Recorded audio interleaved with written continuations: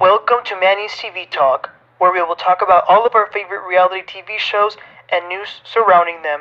Grab a snack, a drink, and get comfortable because this starts now. Hey guys, welcome back. Guys, we're going to talk about the most anticipated reunion of all time, probably the Vanderpump Rules Season 10 reunion, Part 1, Episode 16. This is what everybody's been talking about. They're claiming that they're going to give us the whole story. There was a lot in this reunion, so let's get right into it. So, as we begin, they do something that we've actually never seen before. A day before the reunion, Andy Cohen sits down in like a one-on-one format to interview Tom, Ariana, and Raquel individually. So he's basically asking them how are they doing before the reunion, what are they, what are their thoughts, and we see clips of these three. Tom, he personally admits that he started to catch feelings for Raquel for about a year and that they hooked up somewhere around the day when they were all at the beach, but they had a one night stand long before that. So basically, like the before this entire season was filmed, they had that one night stand. But he also feels like his relationship was on the rocks with Ariana. It was not good at all. He says they actually had to pretend a lot of the time to be happy. I do believe that, to be honest. And he says that he's very nervous and scared for the reunion. Then Ariana says that she would have never seen this coming. She says that she truly trusted him, didn't question anything. And she does regret doing that, and she wishes she was a little bit more aware. And by the way, she is kind of also talking as if she's a little bit more mad at at Raquel than Tom, because she even says, "Oh, men are trash, so I expect it from them." But Raquel, that was a little bit, I don't know. But Raquel didn't say that much really. We didn't really see much of that interview, but that's mainly because we'll see a little bit more of that next week. So then we transition to the day of the reunion. So the cast members begin to approach the stage or the set along with Lisa Vanderpump. For this first segment, Raquel was not there because remember, they divided her and Scheana to have different segments because they couldn't be together at the time. And then the last one to arrive is Sandoval. All eyes were on him. It was just bizarre. So Raquel is in a room seeing everything though. So all the conversations they're having, she has a big TV where she's at, so she gets to hear and see everything. It was just so dramatic, you guys. I'm like currently taking a American foreign policy class at my university, and like to be studying all this like all these things that are going on internationally, all these conflicts and politics, and then to see this, it kind of makes me like laugh a little bit how ridiculous it is, like given the grand scheme of things. But we all enjoy it, don't we? But as we start the reunion, they all say how they're doing and whatnot, and how they are. Before they dive in, Andy gives the floor to Sandoval to say his piece, say anything he wants to say. And as he's about to do it, tears start to come out of his eyes. And as he's about to say the first word, you then hear, everyone around them were like vultures. James, Lala, everybody like, this and that, you little fake, you crying, this and that. And I'm glad Andy told all of them to shut up because Sandoval needs to be able to talk at least, you know? So he says a little bit of that, crying. Ariana says that he's victim blaming and that he can F off. They are still living in the same house together, though. So that's a little, a little bit weird. Not really, though, because they both bought the house. So it wouldn't really be fair for one of them to leave since they both paid for it. And then that's where Lala says Sandoval is Emmett Randall for not wanting to leave the house. And he's a dangerous man. So then that's where LVP has to jump in and say, Lala, wait a minute, that is ridiculous. For you to call this man a danger to society is ridiculous, which she's right, especially right now as we see the world, so many bad things happening.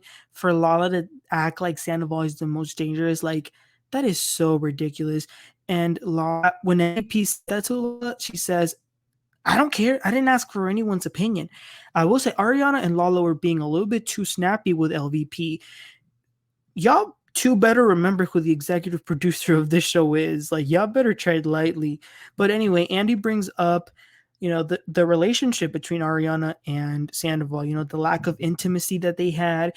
And Ariana says that that is not an excuse to cheat, which she is 100% right. I mean, it really isn't. But then Andy's like, well, I'm just trying to like get into the relationship, have some context so we can work from there. And then James tries to insert himself to act like a victim because apparently he says that him and Sandoval were like brothers and he feels so betrayed. I'm confused what that has to do with anything. So James, oh my gosh, yeah, I've never seen such a clown. He gets up all of a sudden, approaches Sandoval. He acts like he finna do something, and Andy has to like hold him back. And he even drops all his cards, poor Andy. But James just keeps calling him a PUSSY, a B. So it's so embarrassing for a grown ass man to be acting like this. If I were Sandoval, oh man, that would have been very different. But once they sit him down, Lala tells Sandoval, you know what, before you begin, you shouldn't be pulling up past history. Let's focus on the present. How convenient, right? What a coincidence that Lala would suggest that. But poor Andy tries to calm everyone down, as I said, and asks Sandoval why didn't he simply break up with Ariana. He says he was scared. And then Schwartz is asked the big question, when did he find out about the affair? He says that he found out not too long ago that Sandoval told him he confided on Raquel and that it was somewhere around late August after Scheana's wedding. That's when Sandoval told him. But then Sandoval's like, that's not true.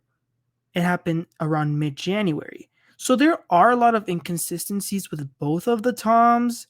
So yeah, they're not telling the whole truth. So then Andy asks Tom, Sandoval, why would you encourage Schwartz to kiss Raquel since y'all had already hooked up? And Sandoval doesn't really have an answer, but I think we can all clearly see that it was a decoy. He wanted to take the attention off of him and Raquel as much as possible. And then they bring up that Miami girl who accused Sandoval of hooking up with her. Y'all remember that? Yeah, we all knew that they hooked up, so it wasn't surprising for them to admit it. But then Andy does ask Ariana, like, if you knew about this Miami girl, why did you still give him a chance? And she says, well, you know what? We weren't officially together. And I say BS. You didn't care that he hooked up with a girl. So is it her fault for ignoring red flags? Question mark, I say to you guys. Let me know in the comments. So then Andy stops the Scandoval thing for a minute and wants to focus a little bit more on other things that happened this season, particularly the breakup with Katie and Schwartz. Katie basically says that it was a great thing for them to break up. It was going to happen anyway. They were doing pretty bad in their marriage, and Schwartz says that he also understands why they broke up. But Katie says that even though they felt like it was necessary, it was still difficult because it was not like they were just dating. They were husband and wife.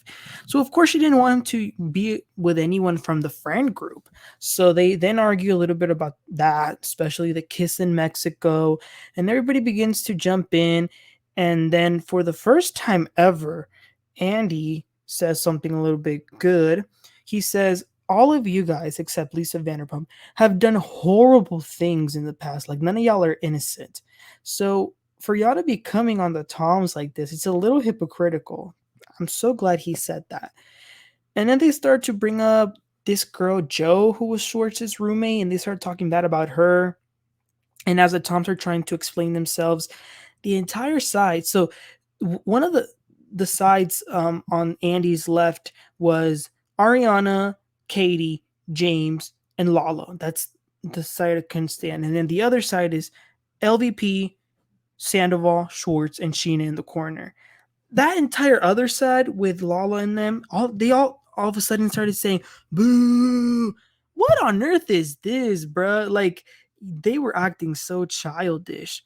And then after a little short commercial break, they come back and they talk about the restaurant that was never opened this entire season. It is open now, but they talk a little bit about that. LVP jumps in to talk about the business, which for the record, it has taken a little bit of a hit since the scandal, and it sucks that they've been getting graffiti, fake reviews. It's not cool because, like I told y'all last time, y'all gotta keep in mind the real workers that work there who actually are impacted by this, you know. And then Andy says to Ariana, "You have mentioned that anyone who maintains a relationship with Tom, you will not talk to them anymore. So what are you going to do with Lisa?" And Ariana has the nerve, you guys, to say, "I just won't talk to her as much." And that's where LVP's like, wait a minute, what do you want me to do? I mean, they are business partners after all. And it's so messed up for Ariana to be like this because Lisa Vanderpump was the one who offered her her house to stay in as long as she wanted to do. And let's be honest, LVP definitely helped Katie and her get that little sandwich shop. And actually, they start talking about the sandwich shop. They haven't opened yet when this episode was filmed, but they did sell a lot of merchandise after the scandal broke, and they got a bunch of money. So maybe they should thank Raquel for that. And then they finally get to Scheana. Blah, blah. Her and Lala are closer now. Katie, though, is a little bit bothered by this, and you can see it all over her face. And even Schwartz exposes her. He says that Katie has expressed that she feels like Lala wasn't being as loyal to her by being so close to Scheana. And Katie admits it right there and says that she feels like if it were the other way around, Lala would be mad at her. But Lala does say that, well, she spent a lot of time with Katie at the wedding when she could have been doing other stuff with Scheana, which is totally true. I will give her that. And then Lala says that what makes her and Scheana be close is the relationship they have with their kids. Then this wannabe actress starts with the crying. So Scheana says that she was blinded by everything that Raquel said to her, and that's why there were so many issues with Katie. But Raquel must have had a lot of power then. They're making her look very powerful if she somehow managed to manipulate everyone and she's the cause of everyone's problems. This girl's like Thanos. But if I remember correctly, Scheana never liked Katie, even before Raquel. So for Scheana to sit up here and try to act like it's Raquel's fault that her and Katie are not getting along is so dumb. And I will say also, as they're having all these conversations, anytime Sandoval ever wanted to say the slightest word or any little comment, they would pounce on him, call him a piece of S, tell him to shut up. And honestly, I think Sandoval was very nice considering how they were coming at him. And as they're doing that, it was just so bad. LVP has to tell Lala, like, you have been pretty aggressive lately. And Lala says, you got to stop. You got to stop with that. And LVP says, really? You want me to stop? And as they're arguing, since he isn't being the center of attention, which is what he wants, James gets up and says, I'm not going to sit here and listen to this. So he walks out of the set. And that's where the episode ends. If I were Andy, I wouldn't care. If he left, he said he didn't want to sit around and hear this. Fine. That's okay. You weren't really that important this season anyway. I would have not brought him back, which they do, of course. But if he wanted to leave, then he can leave and I'll come back. But like I said, you guys, that's where it ends. Next week, we'll get a little bit more stuff and then we'll finally get Raquel out. I'm sorry. I don't want to seem like I am, Team Raquel and Sandoval, which I'm not. That's horrible, cheating on someone. It's just the hypocrisy for me. It's the way they treating someone as if they haven't done mistakes in the past. At the end of the day, Sandoval made a mistake. He probably has a problem, we don't know. And it's not excuses. There are no excuses for that. But to pounce on him the way they were doing, not letting him talk. I mean, it's just, you got to have some common courtesy. You know what I'm saying? But yeah, you guys, let me know what are your thoughts about this first part. It looks like it's gonna be pretty contentious going forward. So I can't wait for the next two parts. Although I hope it's not, as bad as this, and I hope that they can at least let Raquel and Sandoval talk. But yeah, like I said, you guys, let me know your thoughts. Anything that you thought about this episode. If you agree, if you disagree, anything, let me know. Please don't forget to like and subscribe, and I'll catch y'all next time. You have a great one. Bye.